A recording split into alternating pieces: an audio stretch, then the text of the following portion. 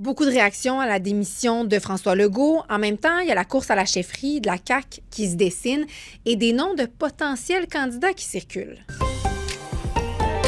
Bruno Marchand parle de François Legault comme un allié du projet de tramway, qu'il a eu un rôle crucial dans sa réalisation, même s'ils n'ont pas toujours été sur la même longueur d'onde. Il y a des legs, et le tramway en est un, à mes yeux, il y a des legs qui sont attribuables au premier ministre et à son gouvernement.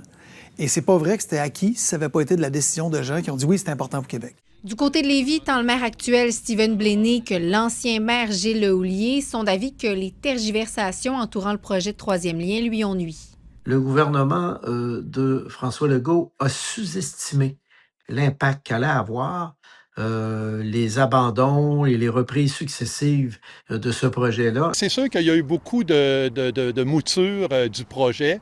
C'est clair que quand on prend un projet, l'idéal, c'est de garder le cap. Les membres de la coalition Avenir Québec devront désigner une personne pour succéder à François Legault et mener le parti aux élections prévues en octobre. Des noms qui circulent: Simon-Jolin Barrette, Geneviève Guilbeault, Christine Fréchette, Sonia Lebel et Bernard Drainville. François Bonnardel aussi en fait partie. Du côté des candidatures externes, il y a l'entrepreneur Olivier Primo qui ne ferme pas la porte à se lancer dans la course. Parlons du projet de train à grande vitesse. On a une première ébauche du corridor qui est proposé. C'est un corridor ferroviaire large d'une dizaine de kilomètres qui a été défini pour le projet qui doit relier Toronto à Québec.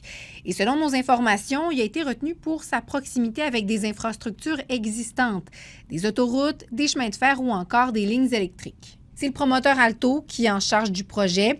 Il souhaite éviter les zones agricoles autant que possible, même si elles ne pourront pas être complètement exclues du tracé.